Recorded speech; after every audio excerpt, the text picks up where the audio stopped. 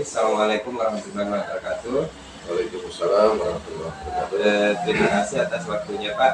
Pada kesempatan hari ini kita bincang-bincang berkaitan tentang tugas yang akan saya laksanakan berkaitan dengan program guru penggerak, tepatnya di modul 3.1, yaitu tentang pengambilan keputusan berbasis nilai-nilai kebajikan sebagai seorang pemimpin.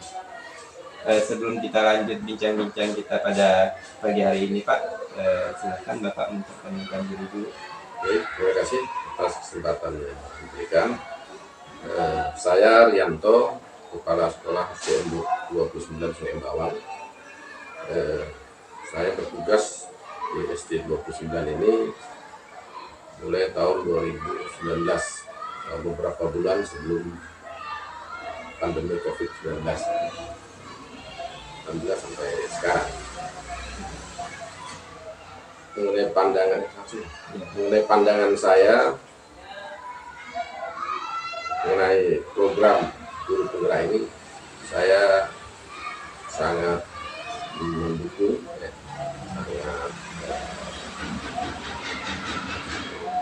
menghargai mengenai program ini, karena menurut apa yang saya baca, yang saya pelajari selama ini sangat-sangat bagus untuk mengembangkan, menggali potensi setiap guru yang ikut dalam program ini.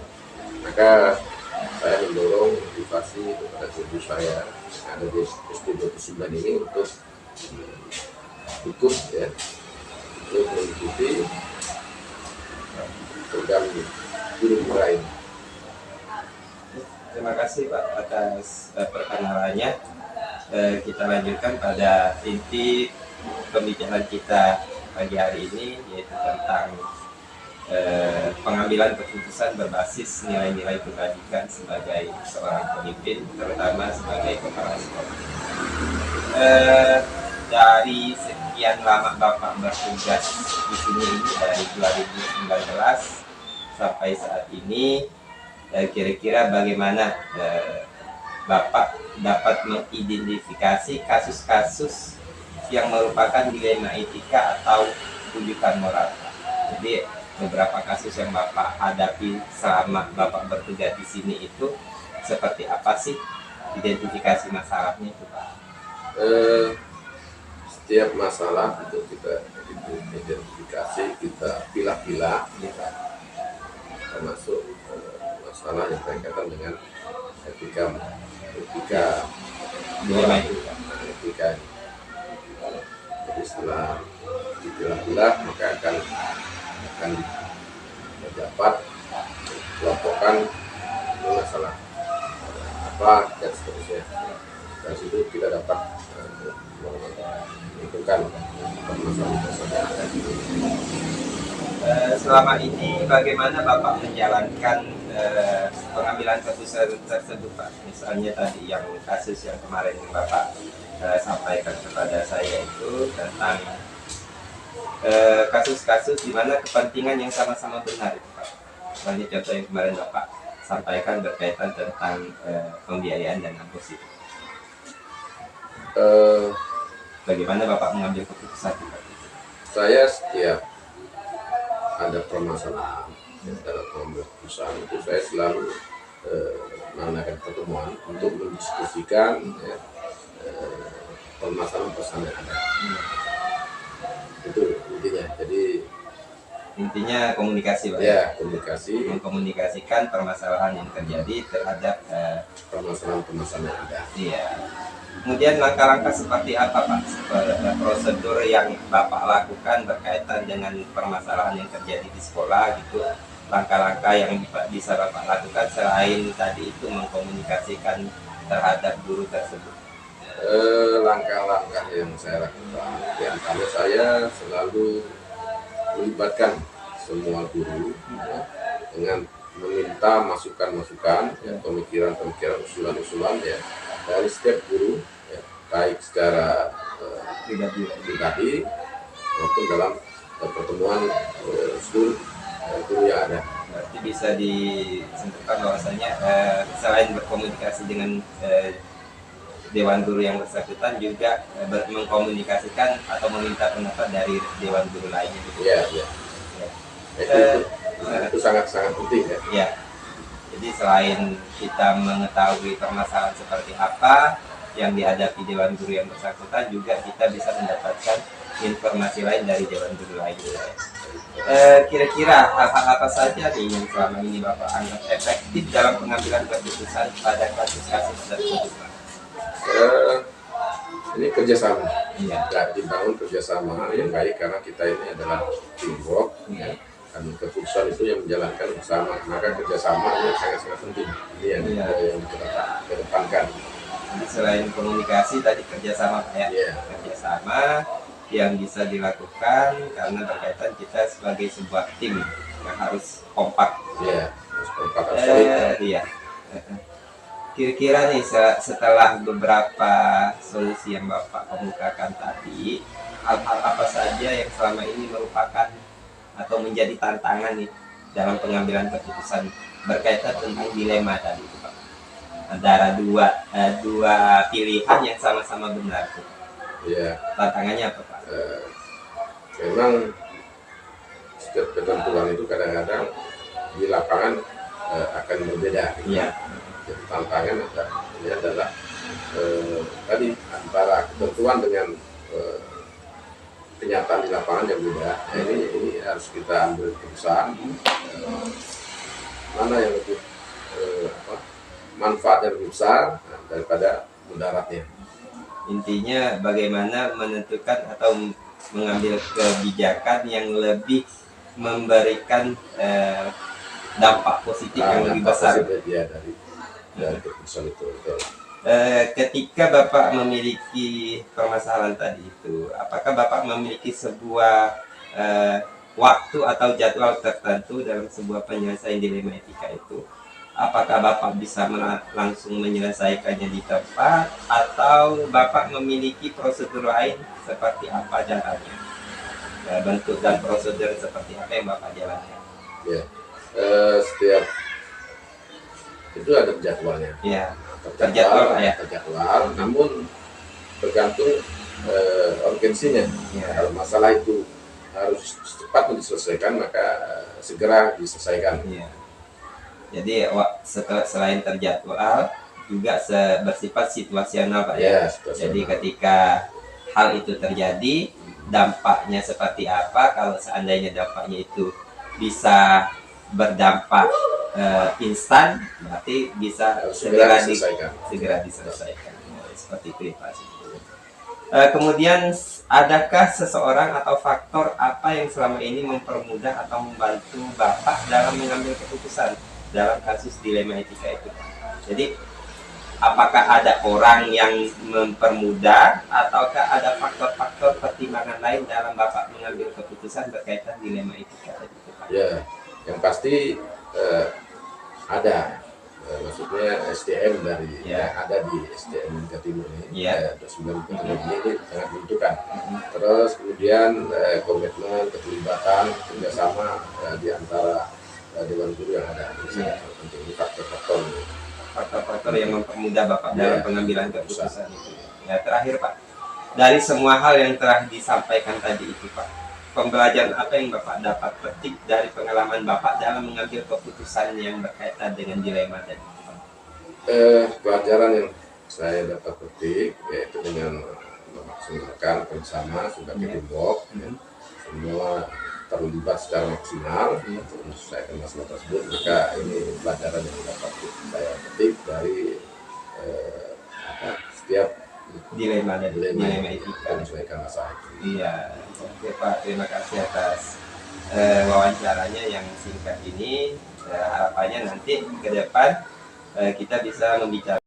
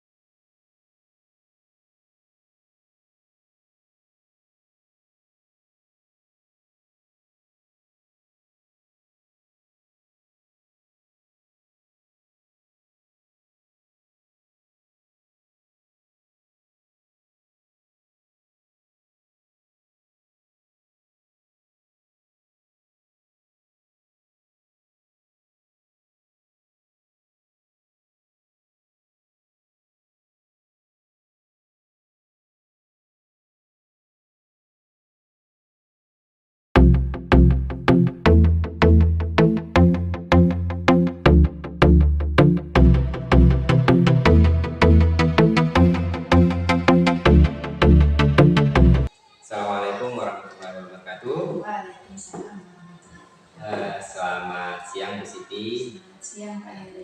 Terima kasih atas waktunya, atas kesempatannya, atas tempat yang sudah disediakan pada kesempatan siang hari ini. Jadi sesuai dengan kesepakatan kita hari ini Bu ya, saya minta waktunya dikit ngobrol-ngobrol nih tentang tugas yang saya emban berkaitan dengan pendidikan guru penggerak, tepatnya sebagai pemenuhan tugas di modul 3.1 tentang pengambilan keputusan berbasis nilai-nilai kebajikan sebagai pemimpin. Saat ini saya berada di sekolah Ibu untuk sedikit bertukar pikiran berkaitan dengan hal-hal yang berkaitan tentang dilema etika dan pendidikan moral. Sebelumnya saya persilakan untuk Siti Musrifah MPD untuk memperkenalkan diri. Silakan. Terima kasih Pak Heri. Nama saya Siti Musrifah MPD. Saya bertugas di sekolah ini sebagai kepala sekolah itu TMT 1 Oktober 2021. Pandangan saya terhadap program guru penggerak ini, alhamdulillah ya, dengan adanya program guru penggerak yang mulai digalakkan, dan ini sudah angkatan berapa ya? Ke-7. Sangat baik menurut saya, karena dengan adanya program ini mulai banyak membuka mindset bagi guru-guru untuk apa ya, membuka paradigma guru bagaimana sebenarnya guru itu memposisikan diri.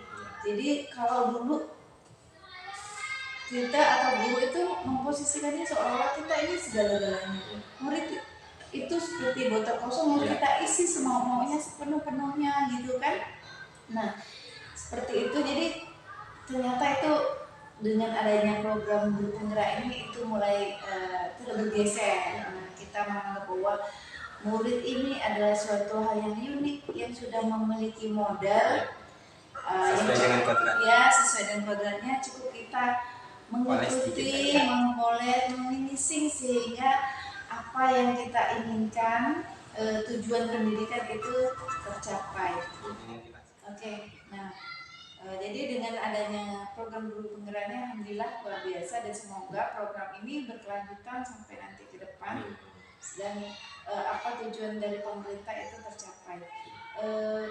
Motivasi untuk guru-guru penggerak tetap bersemangat, dan bagi yang belum, ayo sama-sama kita sukseskan, kita ikuti program ini, karena program ini merupakan suatu program yang luar biasa, yang merupakan wadah kita juga untuk mencari hal-hal informasi baru berkenaan dengan dunia pendidikan, yang tentu saja setiap saat itu pasti terupdate, ada updatingnya. Nah, kalau kita tidak ikut dalam kegiatan ini, saya rasa merupakan suatu bentuk kerugian, karena kita tidak memanfaatkan apa yang sudah diberikan, difasilitasi oleh pemerintah. Oke, pada intinya apa yang disampaikan itu berkaitan tentang motivasi, kemudian pandangan, bahwasanya dari program ini sangat bermanfaat bagi guru, luar biasa manfaatnya, kemudian juga merubah paradigma selama ini bahwasanya pendidikan itu bukan hanya berpusat pada guru sendiri. Jadi terima kasih Bu atas pandangan dan motivasinya. Kita lanjut kepada sesi wawancara tentang pengambilan keputusan berbasis nilai kebajikan sebagai seorang pemimpin. Nah, untuk hal ini selama Ibu bertugas kurang lebih 2 tahun Ibu ya. 1 tahun lebih. Ya, 1 tahun kurang lebih ya Bu ya. Bagaimana Ibu mengidentifikasi nih kasus-kasus yang merupakan dilema etika? Dilema etika itu seperti ini Bu. Ada satu kasus yang dimana Ibu bingung nih mau ngambil keputusan karena dua-duanya benar. Jadi kalau Ibu mengambil keputusan ini, Ibu juga benar. Kalau Ibu mengambil keputusan ini, itu juga benar. Jadi bagaimana Ibu mengidentifikasi kasus-kasus seperti itu dalam dalam kinerja Ibu sebagai kepala sekolah? Ya. Jadi kan memang dalam kurun waktu kurang lebih 1,5 tahun ini memang mungkin saya tidak terlalu banyak memiliki pengalaman, karena memang kurun waktu yang belum terlalu panjang. Tetapi jika memang sudah ada beberapa kasus yang seperti yang saya alami, nah untuk mengidentifikasi tentu kita harus ekstra hati-hati karena ada konsekuensi yang nantinya dapat kita temui seperti itu. Nah kalau seperti itu maka saya akan benar-benar pertama saya observasi dulu ini kasusnya ini seperti apa nih, gitu kan.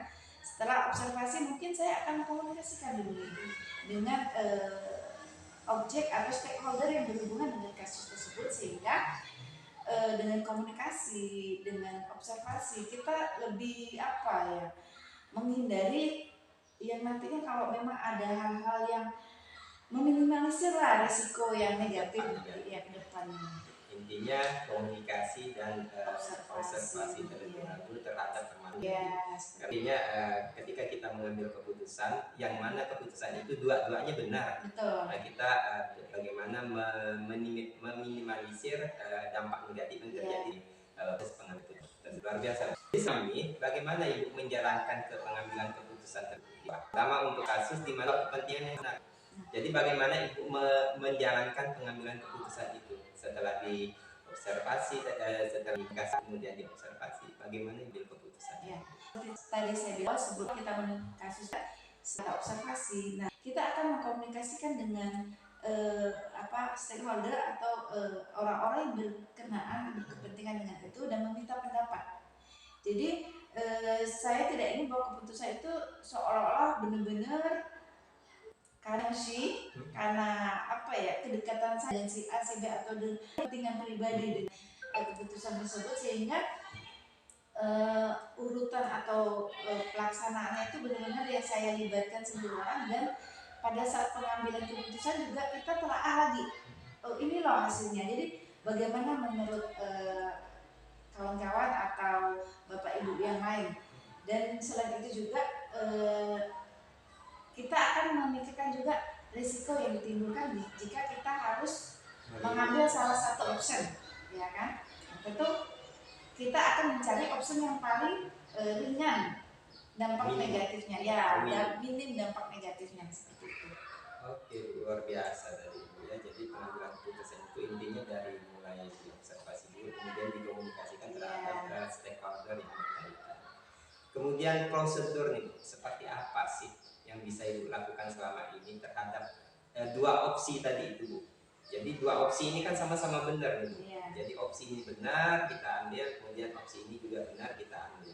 Jadi seperti apa sih prosedurnya yang Ibu lakukan atau langkah-langkahnya itu?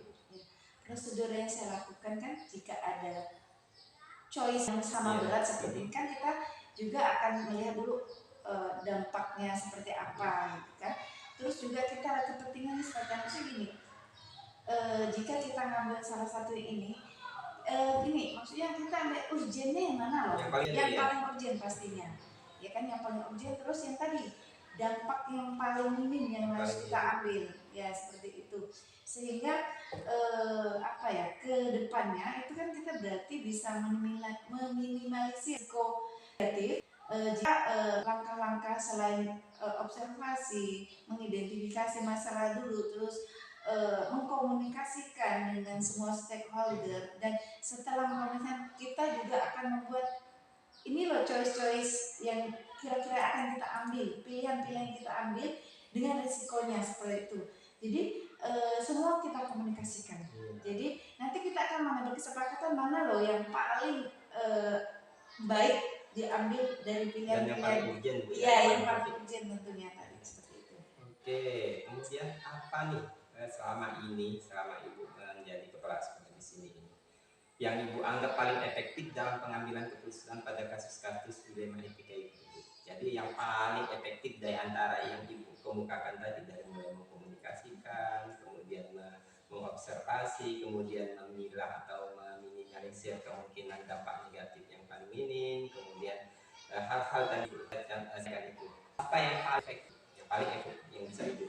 Kalau menurut saya yang efektif mengkomunikasikan. Jadi kalau kita komunikasikan, pertama tentu kita komunikasi tidak hanya dengan yang bersangkutan, tapi juga kita meminta masukan-masukan dari rekan-rekan yang lain, sehingga kita banyak memiliki pandangan-pandangan yang berbeda. Nah, dan juga pendapat-pendapat yang berbeda. Di situ juga kita bisa menyatukan mengkombinasikan juga mana yang lebih baik, seperti itu. Iya. Jadi kalau rangkaian yang seperti itu tetap tapi yang paling sering yang paling intens, yang paling menurut saya itu yang paling komunikasi. Jadi pada intinya bagaimana mengkomunikasikan setiap permasalahan dilema etika yang terjadi dalam lingkup sekolah ibu, seandainya itu terjadi. Kemudian yang paling intens, yang paling penting adalah mengkomunikasikan masalah tersebut terhadap rekan sejawat dan yang bersangkutan. Oke. Kemudian hal-hal apa saja nih yang selama ini merupakan tantangan dalam pengambilan keputusan dalam kasus dilema etika tadi? Ada benar dan benar, ini benar lawan benar. Kira-kira tantangannya seperti apa? Ini kadang kan kita dalam setiap mengajukan tentu ada resiko. Jika resikonya ini agak tidak terlalu beda-beda jauh, nah itu tentu kadang menimbulkan dilema bagi kita. Nah, jadinya tantangan itu jika menimbulkan dilema karena adanya kesalahan kita dalam mengambil keputusan. Jadi selain itu juga kadang kita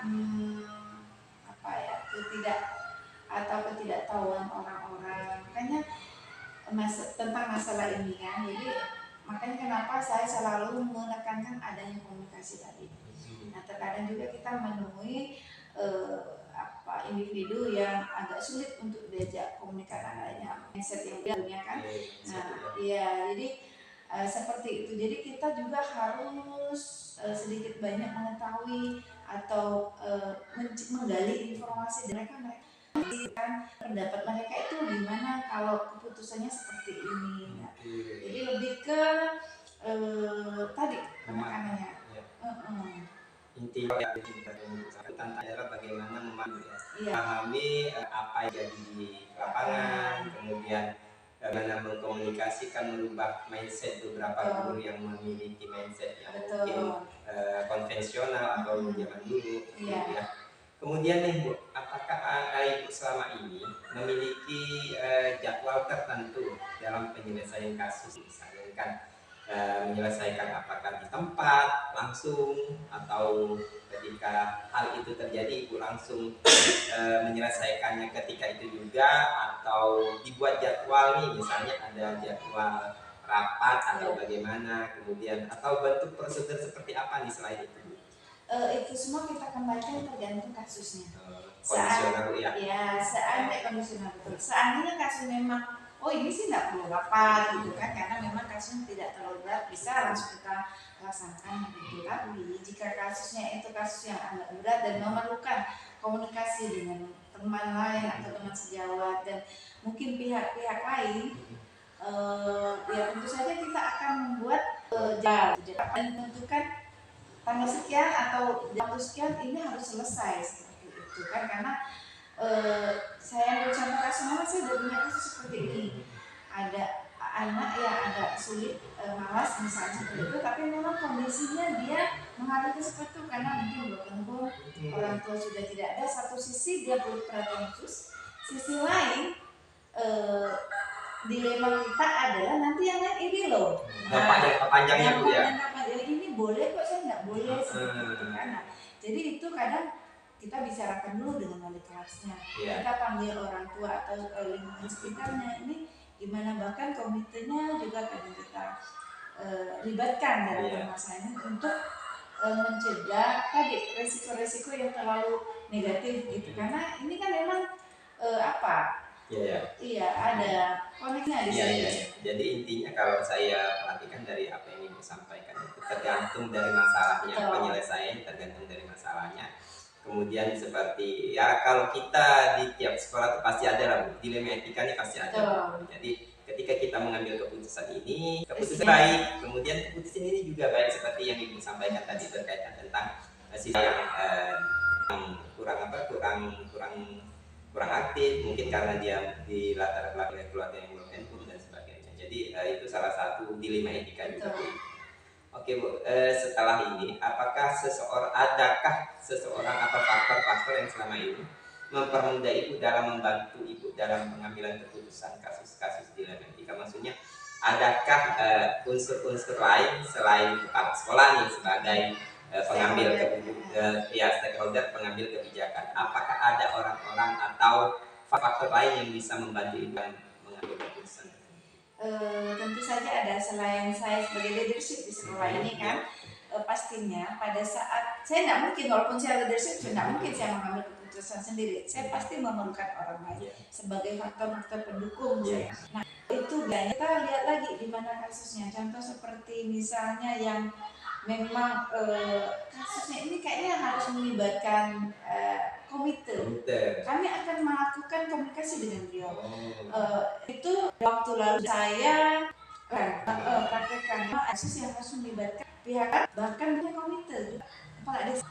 Jadi waktu itu kepala desa, tokoh masyarakat, karena memang kasusnya agak berat gitu kan, kita kita komunikasi di sini. Terus alhamdulillah dengan adanya komunikasi dengan tokoh-tokoh masyarakat dan termasuk kepala desa dan komite, akhirnya masalah dapat kita ulangi seperti itu. Nah, terus memang yang tidak terlalu, misalnya hanya di dunia pendidikan intern kita tentang anak, tentang yang pokoknya tidak terlalu urgent dan berat seperti itu, tetap kita akan melihatkan setidaknya walaupun wali kelasnya atau tuanya seperti itu. Karena secara pastinya saya atau kepala sekolah pasti dukungan dari lain. Butuh timbangan dari eksternal jadi dari baik internal sekolah maupun eksternal lingkungan sekolah. Intinya dari permasalahan yang terjadi kita bagaimana melibatkan orang-orang di luar pendidikan kalau memang itu diperlukan. Oke. Kemudian Ibu yang terakhir Ibu, dari semua hal yang disampaikan, kira-kira dari sekian banyak kasus yang mungkin Ibu hati berkaitan dengan dilema itu, aja yang bisa kita mengambil keputusan. Kebetulan yang mengalami seperti ini. Pengalaman pembelajaran apa yang Ibu ambil dalam pengambilan yang berkaitan dengan nilai kebajikan sebagai itu? Dari kasus saya pernah saya alami, jadi pembelajaran yang saya ambil intinya gini, apapun segala sesuatunya kalau menurut saya harus kita komunikasikan. Sekali lagi komunikasi luar biasa penting bagi saya. Kenapa? Karena saya sudah lalui itu, kita tidak mungkin super power yang bisa menyelesaikan segala sesuatunya sendiri, itu sangat sulit. Jadi kita memerlukan lain, baik itu intern maupun eksternal maupun internal, tergantung kasusnya. Terus berikutnya juga kita harus